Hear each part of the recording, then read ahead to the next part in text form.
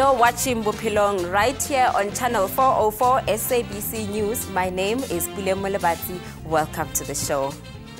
The journey of self-discovery is one that could take us a lifetime. For Kilikile Kwinana, it took few twists and turns in her career to realize her purpose in life. When she started as a female contractor in the construction industry, she encountered a few challenges, but that made her even more determined to prove that she had what it took to do the job as a female in a male-dominated sector. This is her story.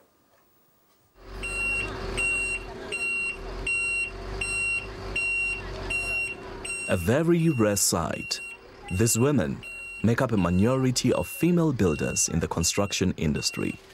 Their mission to provide homes for the residents of Sokulumi village outside Bonko Strait. It's one of the houses that were built. As you can still see, we're still going to be putting ceilings. And it's one of those houses that I was explaining how they were built out of the donations, that we were getting.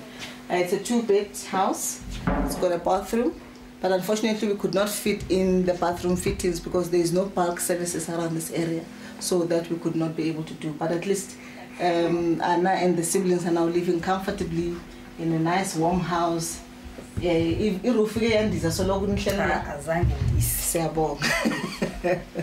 I think they're looking very well after it. You see, it's very clean, it's very well taken care of. Despite it being a small house, but at least it's a startup for them. It all began with a vision of one woman who opened up a world of opportunity for other female entrepreneurs who are in the business of construction. Kilikile Kwinana takes us back to where it all began. I looked around and saw that you've got a lot of women that are really passionate about the industry, and they are building houses like I was explaining that side. That if we were to have more of these kinds of women, then we can be able to really, really maximize on the infrastructure development of the country. So most of them are on CIDB1. They tender for government jobs. They can't get it because when you're CIDB1, you get to be called a wannabe. You don't know, but again, there is nobody who does that in-depth dipstick to check. CIDB1, what does it mean? Because it just means you can only do work for 150,000 rands. But no, some of these women have done more than 150,000 rands worth of work, but it was only labor. So unfortunately, if you've completed a job that was labor only, you can't go to CIDB and upgrade. So you can do a 10 million rands worth of work as a laborer only, because they don't have money for buying materials and all of that stuff. So when they go, they subcontract and they get jobs as subcontractors. So you'll find that at the end of the day, they can't upgrade. Kilikile always had the desire to be her own boss and in turn create employment for other women who are as driven as she is. I'm in a position whereby I need to create jobs. But the calling has gone beyond just creating jobs. It's also about creating SMMEs, which is your small businesses. Because every economy of every country depends on the strength of its SMMEs. So you've got a rollout program that is available now of the infrastructure development. And we're looking around, you can see, if you're looking at the CIDB register, fund, there's a lot of women there, but they are not going anywhere. It's actually like a pyramid. Most of them are at your lowest CIDB grading. Does it mean they don't know how to build? Does it mean that they have not been trained? Does it mean that they don't have the skills? I don't think so, because having worked with them on the SAWIC side of things, I've seen that there is so much in-depth knowledge. There is so much in-depth love, because this is one sector or industry that you can only work in if you love it. But as dreams require commitment and hard work, Kilikile had to start somewhere. Unfortunately, I could not further my studies. Having passed total exemption, I could not further my studies because my dad said he didn't have money. The initial course that I wanted to do, I wanted to become a medical doctor. So unfortunately, I could not go to school due to that. So I had to stay at home, because my mom refused for me to go and look for a job, because the alternative was to say, Ma, look, we need money here, we need to buy bread, because that's the time when as a girl you feel mostly useless, when you can't even assist your mother and your siblings. You can't even buy bread, a loaf of bread in the house. And thank God that the grace was there, because it is under such circumstances that you find other girls doing wrong things for them to be able to keep the fires burning at home. But with the strong mom that I had, she said to me, "You're still young, you still have got a whole life ahead of you. What is happening in this house got nothing to do with you. You've got a whole future ahead of you. Therefore, you're going to focus, and God will make a plan. You'll go to school." So in 1990, I applied at Baragwanath for nursing, because that was those courses where you could go without having to pay a cent. It was free education. So then I studied at Bara. I did a diploma in nursing. Qualified after 4 years in midwifery, psychiatry, community, and general nursing.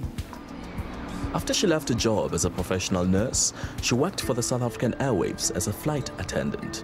There was a time for that transformation in the 1995, 1996. So I applied for work at the South African Airways, because one of the things that I had at the back of my mind, this secret mission, was to travel the world, because I'd never been on an aeroplane, but I knew that someday I must be on an aeroplane going somewhere. I didn't know where. So I decided I'm going to travel the world, and when this opportunity came and it presented itself, I said, voila, So I went and I traveled the world for 2 years as a flight attendant.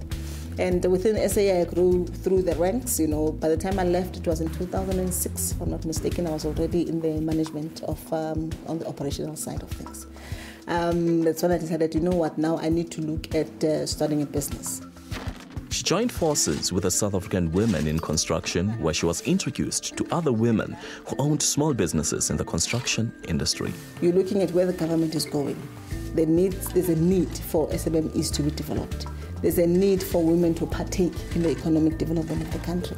And at that time, you'd find that you have a few women that were there, but they were not necessarily making it. And I thought to myself, maybe it's time for me to leave the corporate world, but with the skills that I've learned from the corporate world, I can be able to apply in the business side of things, and then we can be able to grow from there. Once the ladies came together, it was a match made in heaven.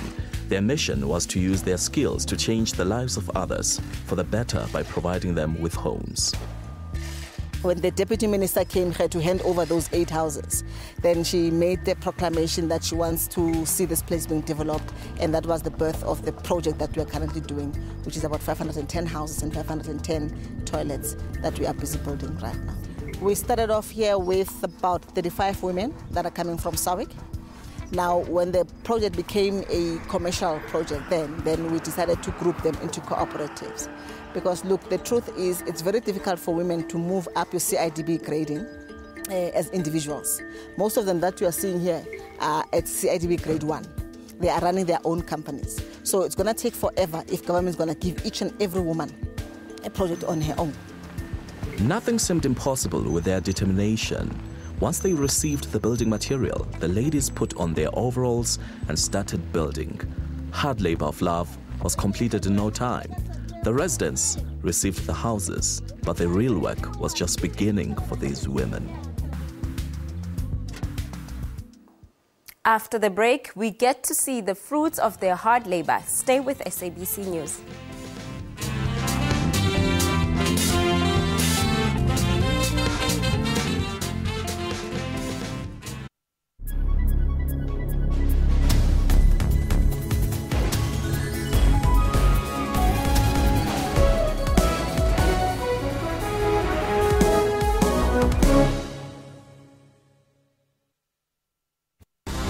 Across the globe, locally, and on the entire continent. Every second, every minute, and every hour. There's always a breaking story. We commit to giving you the most important, significant, and interesting news. That's why it is not a surprise that more Africans are tuning to SABC News to find out what is happening. Because when news break, we've got you covered. SABC News, Africa's news leader.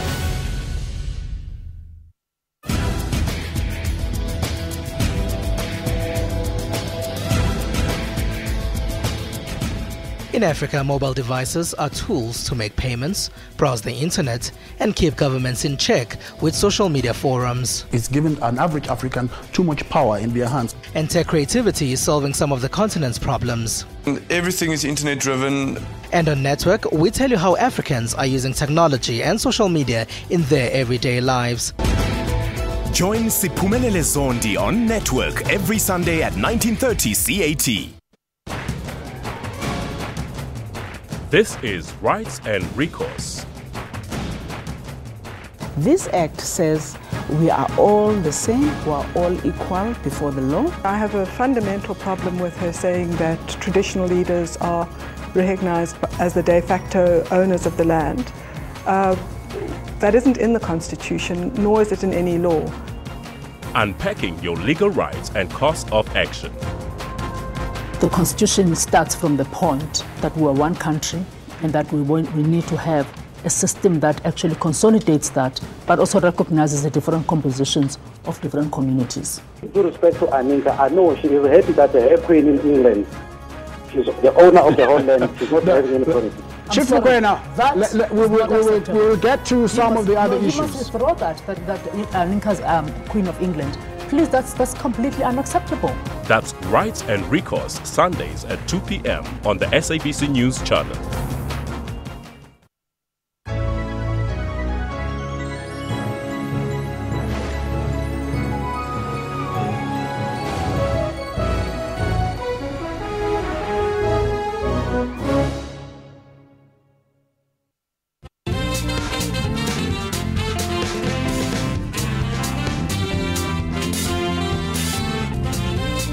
Welcome back. You're still watching Bophelong right here on channel 404. Kilikile and her team go beyond the call of duty to improve the lives of young women at the Sokulumi village outside of Bronkhorstspruit. Take a look at this.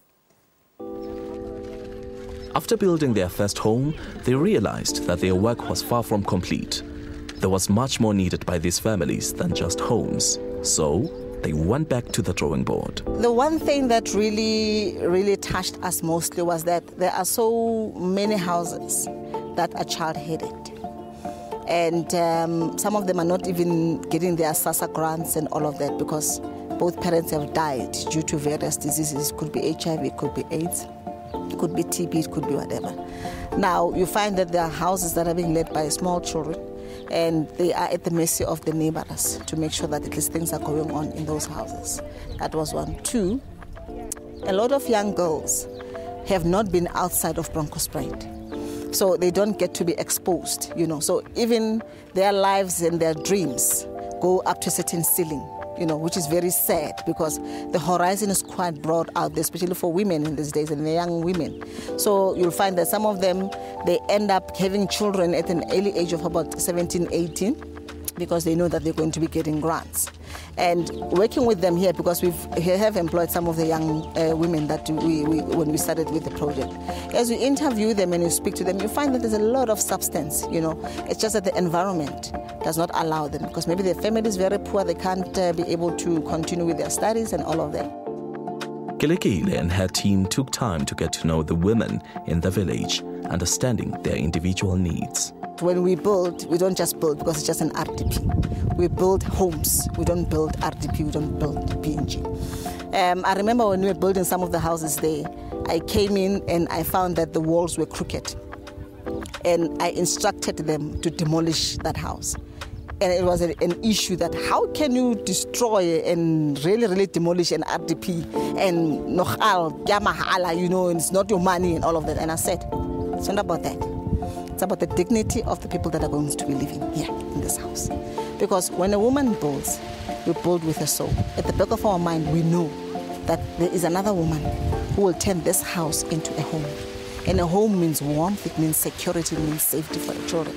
No woman wants to have a sleepless night when there's wind blowing in the middle of the night, that the roof is going to fall off. No woman wants to be running around with buckets of water to make sure that the water is being captured inside the house when it's raining. No woman wants to find herself because somebody did not do a good job. So when we're building that at the back of our mind. Amongst the recipients of the homes was Anna, who at the time was a teenager. She and her siblings lived in a one-bedroom shack. The children were left to fend for themselves after their parents' passing.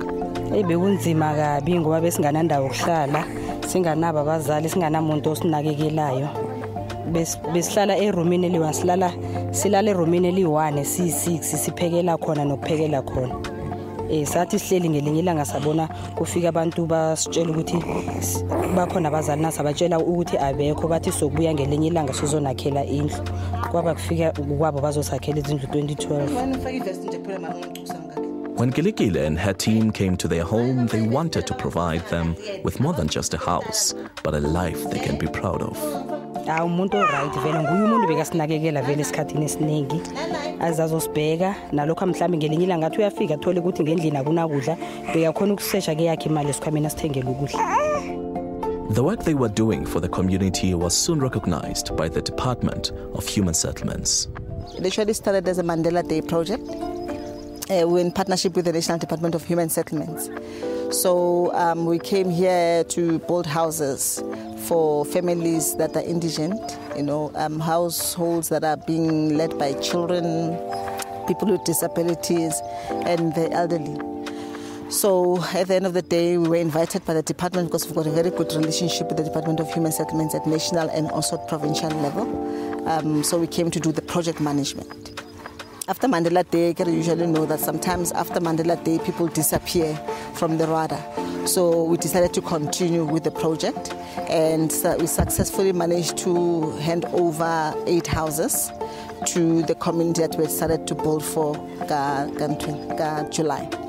The challenges that we came across was the fact that people have got a tendency of just making the pledges to say this is what we're going to do, this is what we're going to do, and then after the hype, they disappear. So we found ourselves as SAWIC women having to raise funding for materials, bring our laborers here on site so that we can be able to have those houses. And we were in partnership with Coral Brick State the whole time. We also had Saint Gobain was one of the sponsors with Plascon to do the painting, and we had various private sector people that also came on board to make their contribution. Some of them, actually most of them being also the SAWIC members. The issue was that we were trying to even prove to government how women are equally capable, if not even more capable. With a contract to build more houses in the village, the ladies had to prepare for twice as much workload, and they were up for the challenge. And we continue with the story right after this.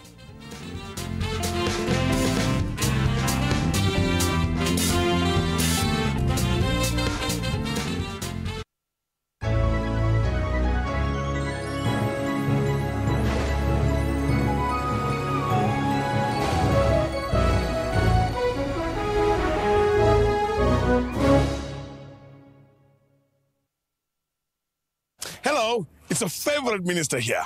Yane, party is a very nice language because it was written by you, the people.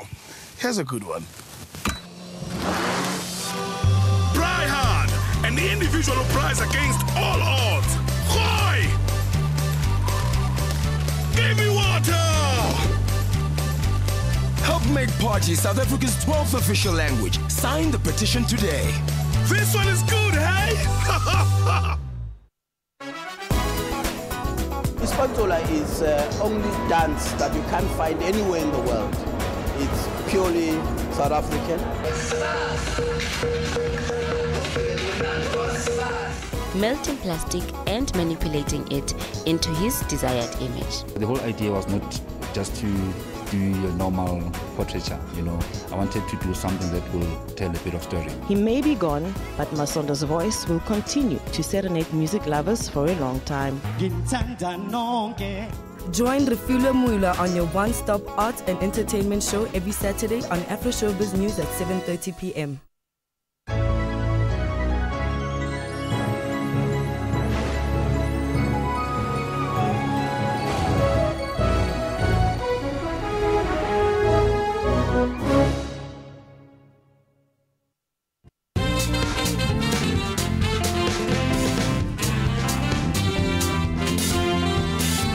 Welcome back to Bophelong on SABC News. I got to spend a day with the ladies on site, and I must say I was truly fascinated with the amount of stamina that each and every one of them has. So where do they get the strength to do the heavy lifting and all that manual labor? Let's find out.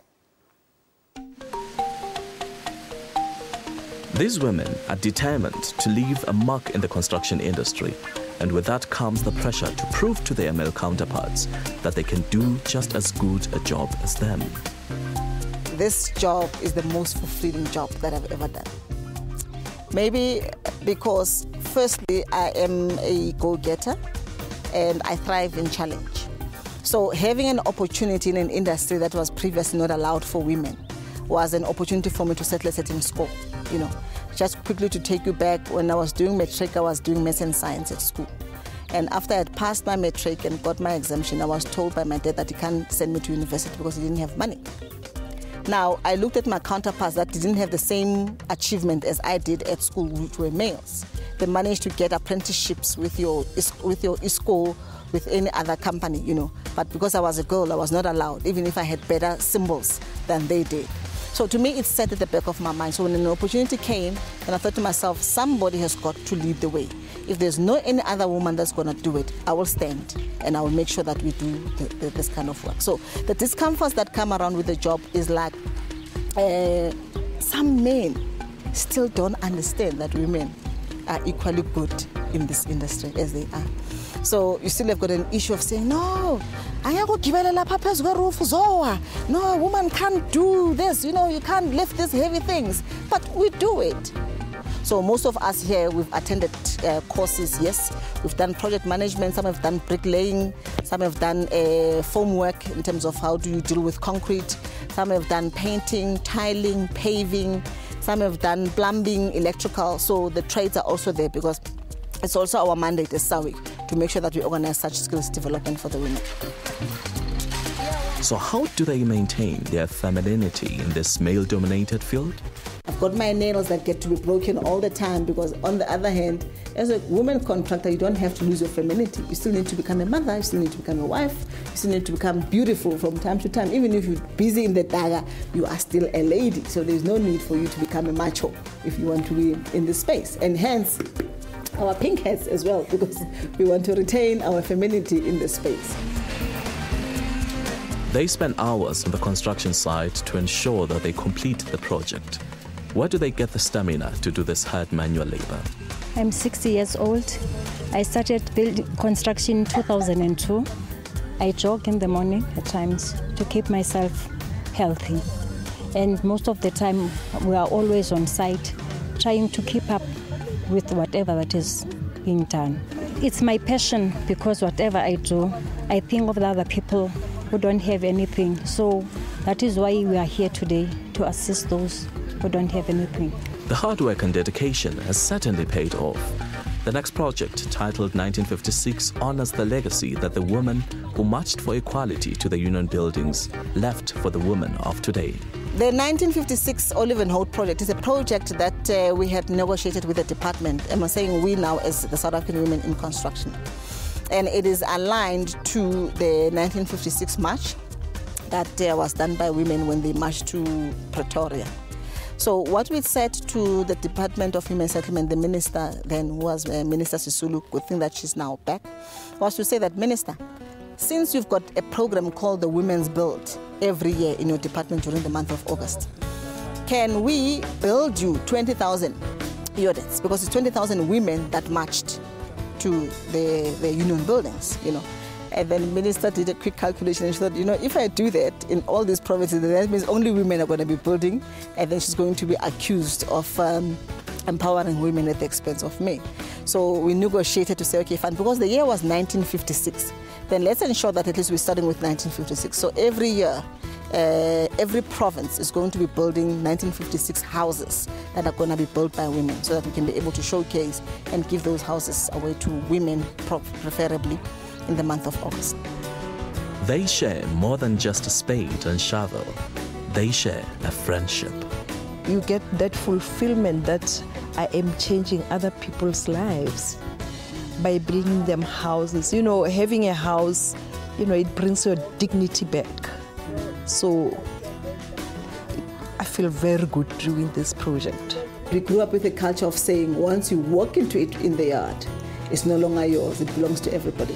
So that in me translated into being someone that can be able to share and think about others. Kile is a slave driver. She works very hard. And working with her, you learn to work hard. Because if you don't work, bare walala wasala, you utla sala. So I really enjoy her leadership skills. She's empowering women. As you can see, we are from different co-ops and different levels of education and all those things. Others don't know anything about the construction, but Kile is making sure that she transfers those skills to us.